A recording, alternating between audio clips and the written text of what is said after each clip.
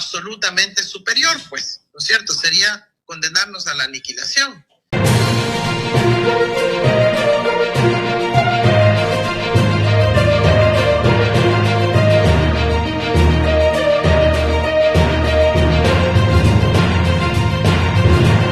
Nuestro país, y si además se llegan a suspender las rutas aéreas de Quito a Bogotá, de Quito a Bogotá y de Guayaquil a Bogotá, vamos a estar realmente afectados. Entonces, es un autogolazo que ningún patriota lo hubiera hecho para empezar, con lo cual demuestra que no lo está haciendo para salvaguardar los mejores intereses del Ecuador ni del pueblo ecuatoriano. Esto es de locura, mis amigos, lo que le habría pedido el gobierno, el señor Noboa, a la Fuerza Armada, que gracias a Dios le han dicho que no y le han puesto un alto, ya han desatado un caos adentro de Carondelet. Quizás este video tenga parte 2, porque lo que está pasando actualmente en el país no es ni normal, pero vemos que el señor Noboa les habría pedido a la alta cúpula de la Fuerza Armada que se preparen por un conflicto bélico con Colombia, con todas estas tensiones y todo lo que está pasando en otro vecino país que nos ha ayudado muchísimo. Sin embargo, las Fuerzas Armadas le dijeron que estaba loco y que no van a ser partícipes de esto que quiere armar, porque él sencillamente no vive en el país, pasa más de las pocas veces que viene de visita, y esto desata un grave conflicto interno, el cual se agrava mucho. Déjanos tu like, comparte video, suscríbete a YouTube, síganos en la red. Somos Radio Facebook, vamos a ver el tema. La decisión del gobierno ecuatoriano es una nueva agresión contra nuestro pueblo, contra el pueblo colombiano. Es una medida desproporcionada, unilateral y que viola acuerdos entre los dos países.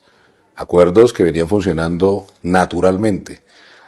Aumentar en un 900% la tarifa de transporte de crudo que sale de nuestro país hacia el Pacífico colombiano, insisto, es una agresión contra el país.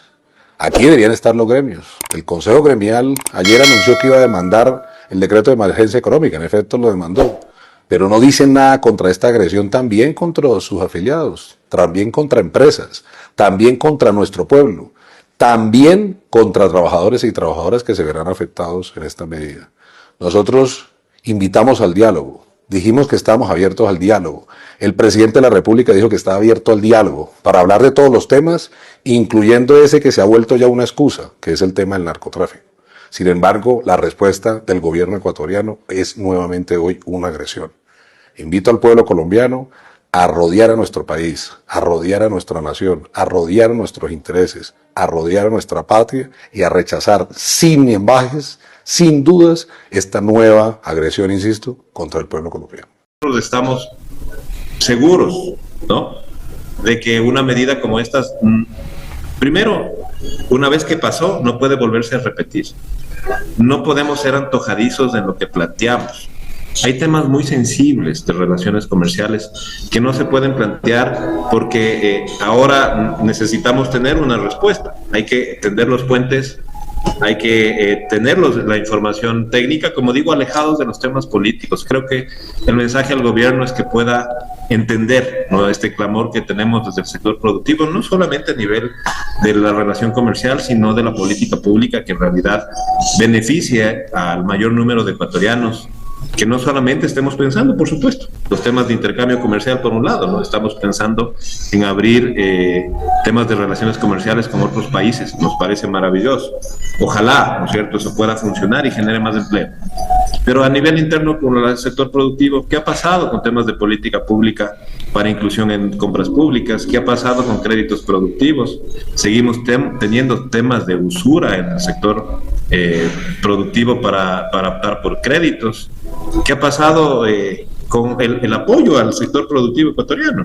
O sea, me pregunto, ¿cuál es la política inclusiva? Y eso, más allá de lo que pasa en relaciones comerciales o de imponer aranceles, sí es un tema urgente que el gobierno debería atender. Pero frente a eso, Cristian, precisamente, ustedes han mantenido reuniones con las autoridades correspondientes, han tenido reuniones con los ministros del ramo, ha habido la posibilidad de establecer contactos con el presidente de la República, con la vicepresidenta, es decir, ¿de qué manera se relaciona el sector productivo que ustedes dirigen con el gobierno? Porque cuando tú mencionas, y con toda razón, ¿cuál es la política pública? Lo que responde el gobierno es normalmente han crecido notablemente las exportaciones, pero también el sector interno no solamente que exporta, sino que también alimenta a la sociedad ecuatoriana. Sí, sí, a ver, nosotros hemos querido intentar y mantener los puentes, ¿no? Ahora estamos de alguna forma saliendo un poco más a exigir soluciones y enfrentar estas expectativas desde el sector productivo, porque ha habido oídos sordos, ¿no? No solamente lo hablamos de este gobierno, quienes le han antecedido, también hemos planteado política pública que muy pocas veces se ha acogido. Ante ese cansancio de elevar la voz y de no tener respuesta, lo que hemos hecho es seguir trabajando. El sector productivo está presente en el Ecuador con cualquier gobierno. El sector productivo de las pymes tiene un alto componente familiar. No podemos dejar de trabajar por el país y tampoco por nuestras familias. Entonces, al contrario, mi estimado Orlando, que este sea un espacio precisamente para poder tender puentes con los ministerios del ramo, para llamar su atención y decir que hay un sector productivo de las pymes que también estamos preocupados y que no solamente nos vemos representados por los otros sectores gremiales, con claridad, ¿no es cierto? Hay un sector grande que tiene, por supuesto, una política distinta a la que nosotros promovemos, que nosotros somos productores para ellos, por supuesto. Hay un nivel de encadenamiento, por eso hay un solo sector productivo. Pero sí llamamos la atención que se tome en cuenta a aquel sector productivo que está en una parte distinta de la cadena, que necesitamos otra propuesta de política pública, que necesitamos avanzar en temas de producción nacional, que necesitamos en realidad temas que vayan solucionando estos niveles de encadenamiento y también, ¿no?, que se considere que el tejido productivo ecuatoriano está compuesto por ¿quiénes? Por nosotros. Existe información extraoficial que incluso Noboa ha pedido a las Fuerzas Armadas a preparar un escenario bélico, ¿ya? Y obviamente nosotros estamos en absoluta desventaja frente a pues el potencial militar que tiene nuestro vecino del norte. ¿Y cuál sería el argumento? Pues este tema de que no hay seguridad en la frontera y de que tienen que actuar en contra de el Estado colombiano. Y es un argumento, digamos, ridículo, ¿no es cierto? Porque los problemas los tenemos en los puertos ecuatorianos, en las empresas exportadoras de Noboa, en los buques bananeros, ¿sí? Sin embargo, la buena noticia es que con esta siguiente reflexión que les voy a hacer, los altos mandos militares ecuatorianos han dicho no a Noboa. Ni se le ocurra estar pensando en ese escenario, porque no hay condiciones objetivas en términos militares para plantearnos un escenario así.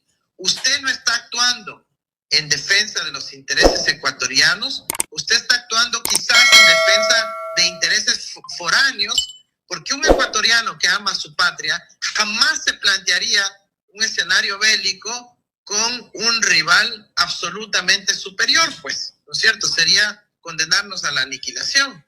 Entonces, los altos mandos militares, insisto, de información extraoficial, han dicho no al presidente. Nosotros no vamos a ejecutar ese tipo de órdenes irracionales. Usted no está actuando en defensa de los intereses ecuatorianos. Usted está quizás obedeciendo a alguien más. Noboa busca interferir en el proceso electoral colombiano, ¿no? Entonces, básicamente se trata de eso, porque en términos económicos no tiene sentido para el Ecuador esto. Salimos perdiendo más de lo que ganamos, ¿sí? Porque que ellos nos pongan aranceles a la poca oferta exportable que tiene el Ecuador ya, y además de ese poquito tiene que pagar aranceles, va a ser un golpe muy fuerte a las economías productivas ecuatorianas. Pero además, en el ámbito eléctrico, no solo se termina afectando a las poblaciones fronterizas o a los pocos exportadores, sino que se genera una vulnerabilidad tremenda para todo el aparato productivo nacional. Los medicamentos que vienen de Colombia.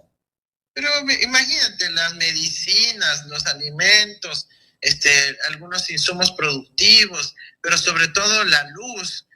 Y de lo que yo escuché, estando el fin de semana en Bogotá, empiezan a hablar de suspender las rutas aéreas de Bogotá a Guayaquil y a Quito.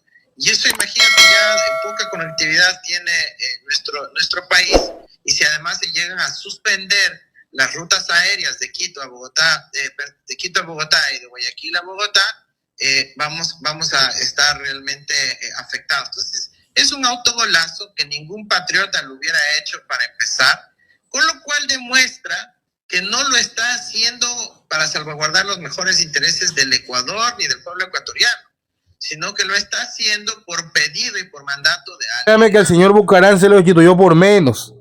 Le quedaron loco. ¿Qué le pasa o qué pasa tras la cabeza del señor Noboa, que nos quiere llevar a librar una guerra que no iniciamos, pero que él quiere patrocinar con Colombia simplemente para seguir un capricho, para seguir en el poder y sobre todo seguir manejando la voluntad de los ecuatorianos y de ellos como algo distinto? Qué bueno que por lo menos las Fuerzas Armadas, los pocos dignos soldados y altos mandos que todavía nos quedan, le dijeron que no esta vez, sino es que nos enfrentamos. Si ni siquiera con las bandas internas podemos, ahora imagínense con una Fuerza Armada que nos supera 3 o 4-1, con mucha más tecnología. ¿Qué quieren? ¿Que nos convirtamos en un país que ha sido o llevado por otro? Porque a este señor se le ocurrió, se le vino en gana. Esto es terrible y todos debemos rechazando la bendición. No, nada, tú le comparte el video y nos vemos. Hasta la próxima.